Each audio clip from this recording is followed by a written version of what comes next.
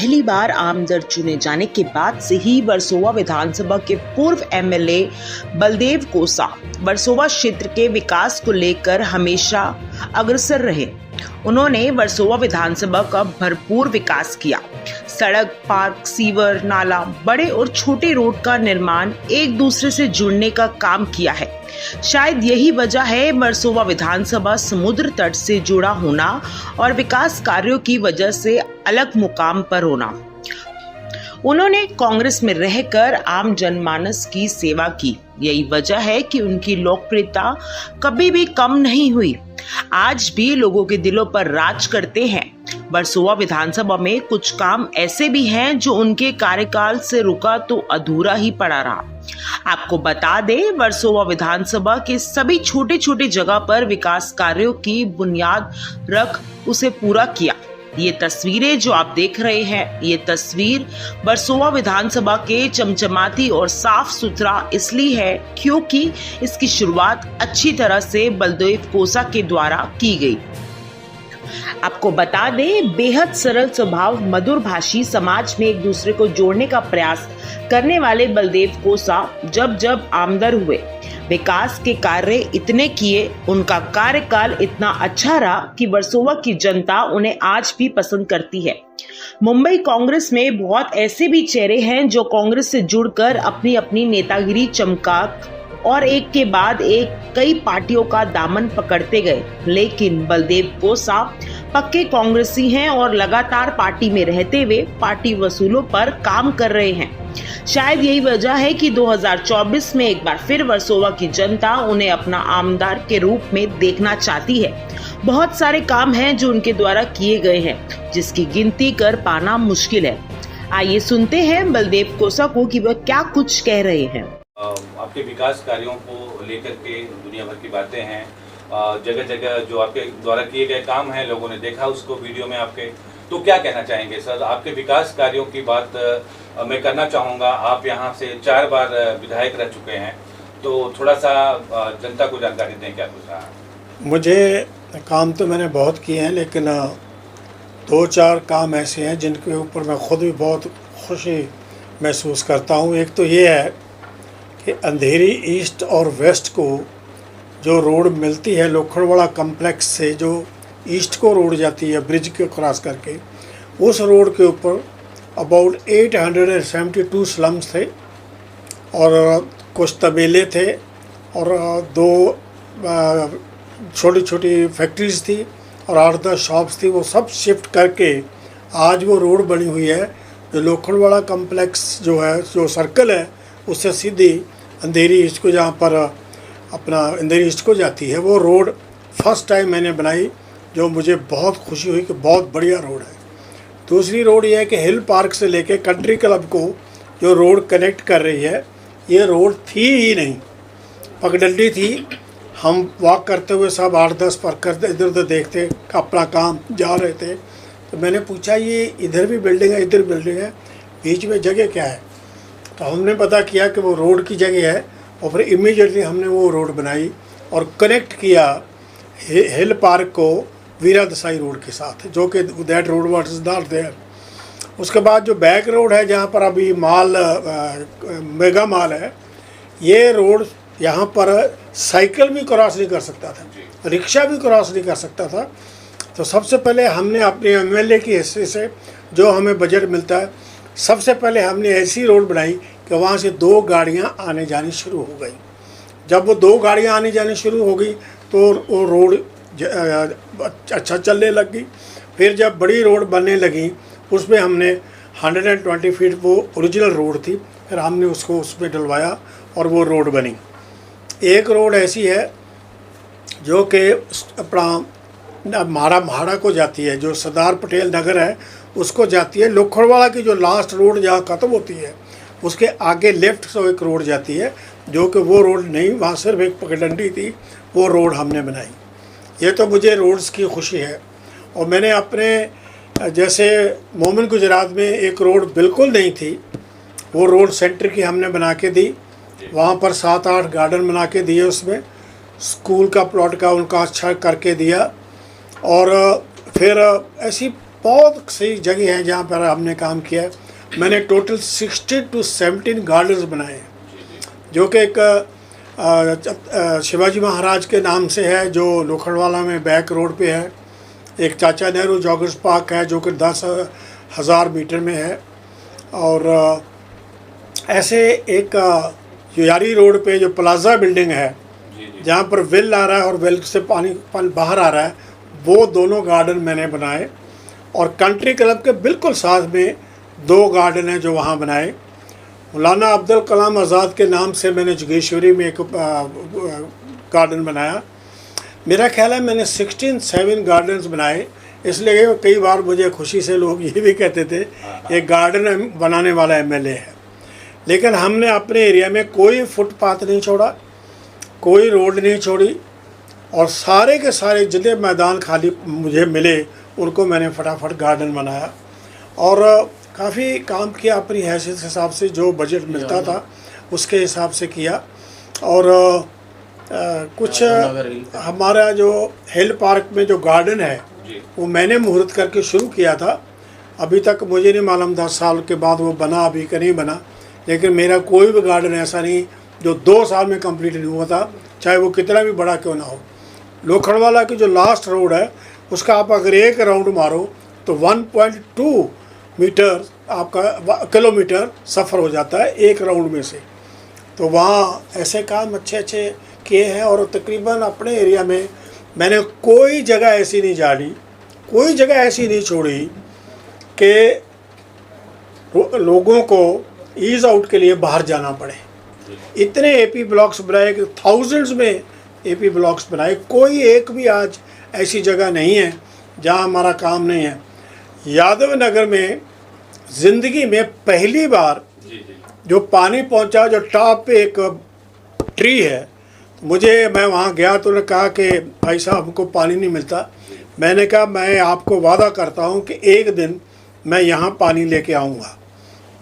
फिर मैंने गुरुदास जी अपना सुनील दास जी से डिस्कस करके, क्योंकि बजट ज़्यादा था, हमने पहले नीचे एक कोई बहुत बड़ा टैंक बनाया, फिर वहाँ से ऊपर पानी भेजा और फिर वहाँ से उसका सप्लाई शुरू किया। आज घर घर में यादव नगर में, चाहे वो पहाड़ के ऊपर बैठे हों, चाहे 200 फुट 400 फुट 500 फुट ऊंचा हो, वहाँ भी पानी आज उनको मिलता है। और यही शास्त्री नगर में फर्स्ट टाइम पानी पहुँचाया। और ऐसे कई काम गणेश नगर में भी बहुत से काम किए। तो काम तो जितने मेरे ख्याल से वर्सोवा के सभी तालुका में, सभी मार्केट में आपने पहुंचा है और काम किया है। कोई भी एक भी ऐसा वार्ड नहीं है जिसमें वहाँ हमने काम नहीं किया हो। और आनंद नगर जैसा जगह जिसकी एक एक गली पक्की की, एक रोड है वो रोड पक्की की, और वहाँ पर एक मंदिर था उसके लिए उनको हेल्प किया।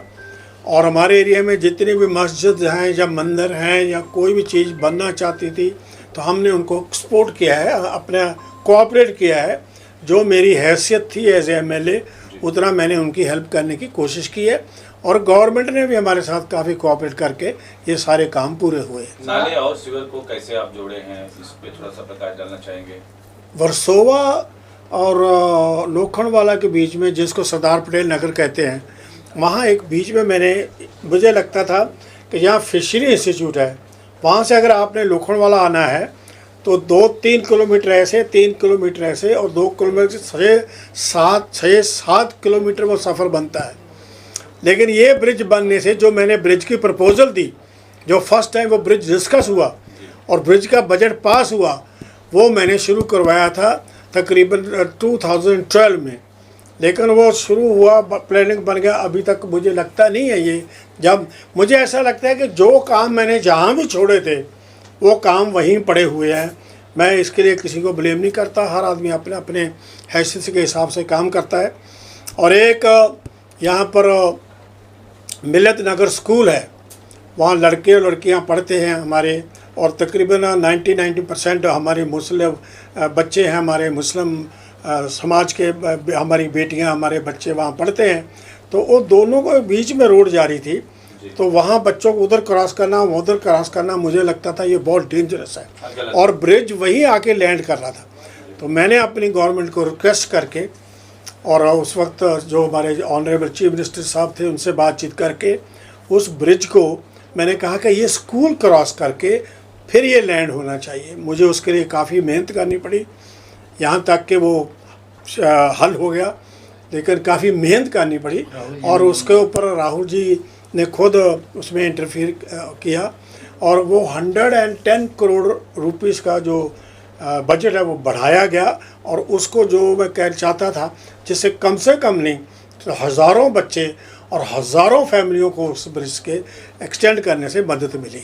आज भी सर वो पेंडिंग क्यों है, रुका क्यों हुआ है, इसके पीछे क्या वो उसके बाद आई डोंट नो, मैंने जहाँ क्रॉस करके मैंने सोचा माई वर्क मेरा, फिर उसके बाद मैं इलेक्शन हार गया, मैं नहीं रहा।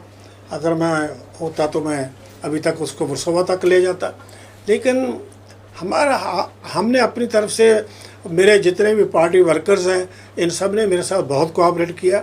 मेरे जितने भी पार्टी के कुलीग्स हैं, मैं वर्कर तो नहीं कहूँगा, they all are my colleagues, मेरे ब्रदर्स एंड सिस्टर्स, हम सब ने मिलके अपने जो 20 साल में यहाँ रहा हूँ अच्छा काम किया। और सबसे बड़ी हमारी खूबी की बात ये है जो मैं बड़े फ़ख्र के साथ कह सकता हूँ कि ना तो आज तक हमारी कॉलेज किसी पुलिस स्टेशन में कंप्लेंट है, ना मेरी पार्टी मेरी कांग्रेस पार्टी जिसका मैं बहुत ही आभारी हूँ, जिसने मुझे इतनी इज्जत दी और इतनी बार मुझे नॉमिनेट किया कि मैं इलेक्शन लड़ सकूं, मैं उसका बहुत धन्यवादी हूं। और ना वहाँ मेरी कोई कंप्लेंट है। मैं 15 साल तक डिस्ट्रिक्ट प्रेसिडेंट रहा यहाँ का, नॉर्थ वेस्ट डिस्ट्रिक्ट का, जहाँ पर मैंने सुनील दत्त साहब, गुरुदास कामत जी और प्रिया दत्त जी इन सब के साथ काम किया और बड़ा मिलजुल के काम किया। और कोई भी कारपोरेटर चाहे वो किसी भी पार्टी का हो, चाहे वो शिवसेना का हो, चाहे भारतीय जनता पार्टी का हो, चाहे समाजवादी पार्टी का हो, किसी भी पार्टी का कारपोरेटर हो, मेरा कभी उनके साथ कोई कन्फ्लिक्ट नहीं हुआ कि ये काम मैं करूँगा, ये काम मैं करूँगा, ऐसा कभी नहीं हुआ। मैं पूछता था अगर आप करना चाहते हो आप करो, मैं जो करना चाहता हूँ मैं करूँगा। हमारा कारपोरेटर हो, चाहे एमएलए हो, चाहे एमपी है, हमारा काम है लोगों की सेवा करना और जो फैसिलिटी हमें मिले गवर्नमेंट से वो लोगों तक पहुँचानी। तो वो हम उसमें अगर मैं किसी कारपोरेटर का काम रोक रहा हूँ तो वो कारपोरेटर का नुकसान नहीं कर रहा, मैं वहाँ की पब्लिक का नुकसान कर रहा हूँ, तो पब्लिक के लिए वो बना रहे हैं चीज़। इसलिए मेरे साथ किसी का कोई कन्फ्लिक्ट नहीं, हम सब ने मिलजुल के तीनों चारों पार्टियों ने मिल के काम किया। 2019 में भी आप दूसरे नंबर पे रहे, और आपके हार का कारण क्या है और क्या कहना चाहेंगे? मैं बहुत अच्छी तरह से वो इलेक्शन जीत रहा था, लेकिन हमारे ही कुछ लोग जिन्होंने, मेरी ही पार्टी के लोग जिन्होंने मेरे 5-7 हज़ार वोट ख़राब की, इसकी वजह से मुझे हार हुई। लेकिन मैं बहुत ज़्यादा बिलीव करता हूँ ईश्वर में, भगवान में, खुदा में, गॉड में। मैं बहुत यकीन करता हूँ। मैं कभी किसी से रिवेंज लेने की बात नहीं करता, क्योंकि मैंने ये पढ़ा है एक रिलीजियस बुक में कि it is not your fight, it is my battle, you stand aside and see that you will win the battle. तो मैं अपना कभी उनका कुछ नहीं किया, लेकिन अपने आप ही वो आज सारे लोग जिन्होंने मेरा विरोध किया था हमारी पार्टी से निकल चुके हैं। लगभग 30 साल से अधिक वर्सोवा वासी जो है आपका सहयोग करते आ रहे हैं, चूँकि आप नेता और अभिनेता दोनों हैं, फिल्मों में भी आपको देखा गया है, तो किन शब्दों में उनका शुक्रिया अदा करना चाहेंगे और आगे की क्या रणनीति है? एक बार फिर से चुनाव सर पे है और चूँकि 19 में आप सेकंड यहाँ रहे हैं, तो क्या कुछ रणनीति चल रही है चुनाव को लेकर? हम ये देखिए, एवरीबॉडी, हर का हक है टिकट मांगना, मैंने भी मांगा है, लेकिन फैसला हमारी हाई कमांड ने करना है और जो भी फैसला हाई कमांड करेगी वो हमारे सर माथे पे है। जो भी कैंडिडेट हमारा हाई कमांड भेजेगी हम उसकी पूरी मदद करेंगे। ये मैं लोगों के बारे में मैं ये कहना चाहता हूँ कि you walk from one side to another, from east to west और साउथ टू नॉर्थ। आप मेरी कंस्टिट्यूंसी में एक भी आदमी आपको ऐसा नहीं मिलेगा जो ये कहे कि मेरा बलदेव खोसा ने ये नुकसान किया। मैंने अगर किसी का भला नहीं किया तो मैंने कभी किसी का नुकसान नहीं किया। This I can say on record कि मेरे से कोई आदमी नाराज़ नहीं। इसलिए लोग मुझे आज भी चाहते हैं, प्यार करते हैं, जहाँ भी जाते हैं इज़्ज़त देते हैं और मुझे खुशी होती है कि आज भी लोग मुझे याद करते हैं और आगे जो पार्टी का हुक्म होगा वो करेंगे। हमें टिकट मिलेगी तो हम इलेक्शन लड़ेंगे, नहीं जो जिसको भी टिकट मिलेगी उसकी मदद तो करेंगे। आपको नहीं लगता नए चेहरे को अगर टिकट मिला तो इसका कितना नुकसान होगा? देखिए, जब 3 पार्टियों का मिलजुल के इलेक्शन होता है तो उसमें ऐसा इंसान होना चाहिए कि जो वहाँ के लोग हैं उनको वो कंट्रोल करने के काबिल हो, जी। उनकी मदद लेने के, उनको कन्विंस करने के काबिल होना चाहिए। अब मैंने जिनके साथ 20-20, 25-25 साल काम किया है वो तो हमेशा मेरे साथ है। मेरे साथ सारे शिवसेना के सब कारपोरेटर मेरे साथ हैं, मैं एनसीपी के, एवरीबॉडी इज़ विद मी। मेरे खिलाफ तो कोई है ही नहीं, मेरे तो बीजेपी वाला भी कोई खिलाफ नहीं, कोई बीजेपी वाला मुझे बुरा नहीं कह सकता। यहाँ क्या एमएलए हो चाहे कारपोरेटर हो, आप किसी को भी कभी कोई मिले तो पूछ सकते हैं, मेरे से कोई कंप्लेंट, मेरे से कोई शिकायत है ही नहीं किसी को। तो 2024 में चुनाव के बाद की क्या रणनीति है आपकी? एक बार अगर फिर से आप यहाँ विधायक चुने जाते हैं तो क्या कुछ प्लान किया है इस बार नया करने का वर्सोवा वासियों के लिए? सबसे पहले मैं यहाँ पर ट्रैफिक को कंट्रोल करने की कोशिश करूँगा, और नंबर 2, क्योंकि मेरा जो एरिया है डेवलपिंग एरिया है और बॉम्बे से बहुत से लोग यहाँ इस एरिया में शिफ्ट कर रहे हैं, इसलिए हमें नए नए स्कूल चाहिए, नए नए कॉलेजेस चाहिए, पानी की लाइंस चाहिए, और ये मेरा प्रायोरिटी होएगी कि मैं 3-4 चीज़ों पे कंसंट्रेट करूँगा, कोशिश करूँगा कंसंट्रेट करके और उनको पूरा करूँगा। कोशिश नहीं करूँगा, I will complete that work. जो काम मैं हाथ में लूँगा उसको मैं कंप्लीट करके छोड़ूंगा। वैसे तो झोपड़पट्टी कम है वर्सोवा विधानसभा में, लेकिन फिर भी जो झोपड़ियाँ पड़ी हुई हैं उनके रहवासियों के लिए क्या कुछ प्लान है आपका? मैं हर झोपड़पट्टी में जाऊंगा और जो डेवलप कर सारे प्रोजेक्ट में लाई जा सकती है उनमें उनको लाने की मदद करूंगा। लेकिन यहाँ पर कुछ प्रॉब्लम्स हैं, जैसे आनंद नगर है, वहाँ पर ऐसे ही कुछ प्लॉट्स हैं जहाँ कोई प्लेग्राउंड है या गार्डन है, वहाँ पर हम रीडेवलपमेंट नहीं कर सकते, वहाँ पर ऐसे सारे प्रोजेक्ट नहीं कर सकते, नहीं आ सकता। पर अगर हमें थोड़ी ये मेरे यहाँ के रहने वाले लोग मुझे ये ताकत देते हैं तो मैं डेफिनेटली गवर्नमेंट से डिस्कस करके जितने भी प्रोजेक्ट अधूरे पड़े हैं उनको कंप्लीट करेंगे, और जो जो काम मैंने बीच में छोड़ के गया था उन सबको पूरा करूँगा, और लोखंड वाला वर्सोवा का ब्रिज सबसे पहले लेंगे। 10 साल से कांग्रेस यहाँ हारी हुई है, तो एक बार वर्सोवा की जनता से आप क्या अपील करना चाहेंगे लास्ट में चलते चलते? मैं यही एक अपील करना चाहूँगा कि आपने मेरे भी 20 साल देखे हैं और आपने इस अब के भी 10 साल देखे हैं। आप समझदार लोग हैं, पढ़े लिखे लोग हैं, आपको समझाने की ज़रूरत नहीं, आप समझते हैं, टीवी देखते हैं, अखबार देखते हैं, पेपर्स देखते हैं, आपको ये भी मालूम है कि कौन सी पार्टी की क्या पॉलिसी है, कौन सी पार्टी हमारे देश को सेकुलर चला सकती है, कौन सी पार्टी है जो हिंदू मुस्लिम सिख ईसाई सबको साथ में लेके चल सकती है। मेरे ख्याल से वो एक ही पार्टी है और वो है कांग्रेस पार्टी। और आज तो खुशी की बात है कि कांग्रेस पार्टी के साथ एनसीपी भी है और शिवसेना भी है, और जब तीनों इतनी महान पार्टियों की आइडियोलॉजी सेम हो जाए और थिंकिंग सेम हो जाए तो फिर जीतना ज़रूरी है, और जीतना आसान है। जेपी जी, मेरा सवाल आपसे होगा, 30 साल से अधिक समय से आप यहाँ पे हैं और यहाँ के लोगों से मिलते जुलते हैं, तो क्या है लोगों की राय क्या है? एक बार फिर से खोसा साहब को चुनाव लड़ाने की क्या कुछ तैयारियां चल रही हैं, क्या कहना चाहेंगे? और पर्सनल आपकी बात करें एज ए पब्लिक, तो आपकी क्या डिमांड है? नहीं, मेरा यही बोलना है कि जो भी इंसान हो, क्योंकि तीनों पार्टियों का गठबंधन है और हम लोग चाहते हैं कि एक अनुभवी व्यक्ति जो इस वर्सोवा के बारे में जानकारी रखते हैं और 4 बार एमएलए रहे हैं, और इस बार अगर यहाँ पे महाविकास अघाड़ी की गवर्नमेंट बनना लगभग तय है, अगर इस बार बलदेव जी यहाँ से जीतते हैं तो मिनिस्टर होंगे, प्लस इस एरिए का ज़्यादा विकास होगा, ज़्यादा फंड लाएंगे और कोई काम ये छोड़ेंगे नहीं, जो इनके वो से बचा हुआ है वो काम पूरा होगा। इसके लिए हम लोग चाहते हैं कि जो है, और कांग्रेस के लॉयलिस्ट हैं, इन्होंने हमेशा कांग्रेस पार्टी का जो है साथ दिया, चाहे एमएलए रहे हों ना रहे हों, मगर पार्टी का कभी इन्होंने पार्टी के साथ गद्दारी नहीं की। तो एक पार्टी के वफादार सिपाही हैं और इसीलिए हम लोग की मांग है, सभी जो हम सीनियर कार्यकर्ता हैं ये चाहते हैं कि एक अनुभवी व्यक्ति, इसी तरह से जो है शिवसेना है, राष्ट्रवादी है, उसके भी कार्यकर्ता जो है बलदेव जी की बहुत सम्मान करते हैं, मैंने देखा है। तो एक अनुभवी व्यक्ति हमारे बीच में अगर है तो पार्टी अगर बलदेव जी को टिकट देती है तो यहाँ से इस एरिया का विकास होगा और एक अच्छा नेता और अभिनेता दोनों हमको मिलेगा जो कि इस एरिया के हर क्षेत्र में विकास कर सकते हैं, ऐसी क्षमता बलदेव जी में है। और ये बहुत ही अच्छे इंसान हैं और ये पंजाब से भी फार्मर परिवार से हैं और बहुत अच्छे परिवार से हैं और शुरू से ही इनका परिवार कांग्रेस के साथ रहा है। गांधी फैमिली का अगर वफादार कहा जाए तो ये लोग थे और इन्होंने 10 साहब के साथ जो है पॉलिटिक्स में एंट्री की है। इन्होंने जब पंजाब में जो है आतंकवाद चरम पे था तब 10 साहब के साथ यहाँ से पैदल पंजाब तक गए और वहाँ पे इन्होंने शांति स्थापित की। जापान में जो है पदयात्रा करके हिरोशिमा से नागासाकी तक गए और वहाँ पे इन्होंने परमाणु बम और इसके बारे में जो था उसके लिए शांति यात्रा 10 साहब के साथ निकाली।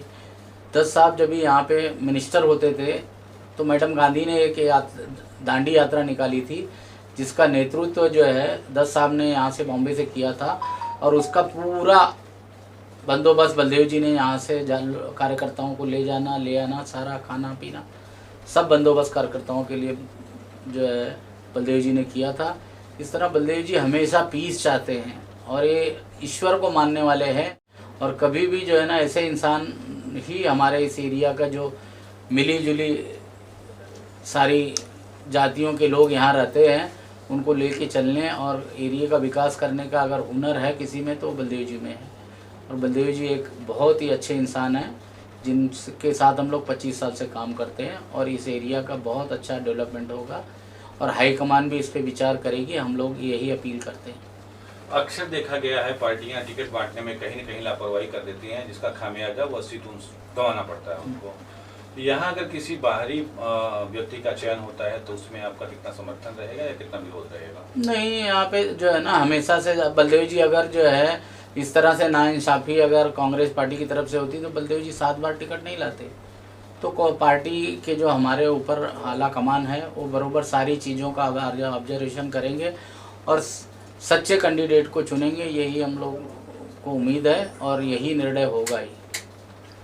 बलदेव साहब, एक लास्ट क्वेश्चन आपसे है। विपक्ष कहता है कांग्रेस में परिवारवाद है, तो आप इसे किस नज़रिए से देखते हैं, क्या कहना चाहते हैं? देखिए साहब, ऐसा है, पृथ्वीराज कपूर साहब एक्टर थे जी, उनके बेटे तीनों राज कपूर साहब, छवि कपूर जी, शशि कपूर जी एक्टर बने, राज कपूर जी के बेटे एक्टर बने जी, राज कपूर जी के पोते एक्टर एक्ट्रेसेस बने।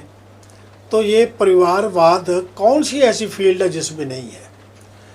अगर एक फौज हमारे पुलिस वाला है उसको अपनी लाइन अच्छी लगती है, वो चाहता है मेरा बेटा भी पुलिस में आए, अच्छा काम करे। परिवारवाद कहाँ नहीं है? आप बताइए कौन सी पार्टी में नहीं है? अकाली दल में नहीं है, जहाँ बादल साहब स्वर्गीय प्रकाश सिंह बादल जी थे, उनके बेटे सुखबीर बादल जी बने, उनकी वाइफ भी मिनिस्टर बनी, उनके साला भी मिनिस्टर बना, अभी उनका सालेला भी बना। तो कौन से परिवार में परिवारवाद नहीं है? कौन सी ऐसी पार्टी है या कौन सा ऐसा फील्ड है? हर आदमी चाहता है कि मैं, एक डॉक्टर चाहता है मेरा बेटा डॉक्टर बने, एक आर्मी वाला चाहता है मेरा बेटा आर्मी में लेफ्टिनेंट सेलेक्ट हो। हर डिपार्टमेंट, हर जगह, हर आदमी यही चाहता है, क्योंकि उसको उस अपनी लाइन का एक्सपीरियंस होता है, तजर्बा होता है।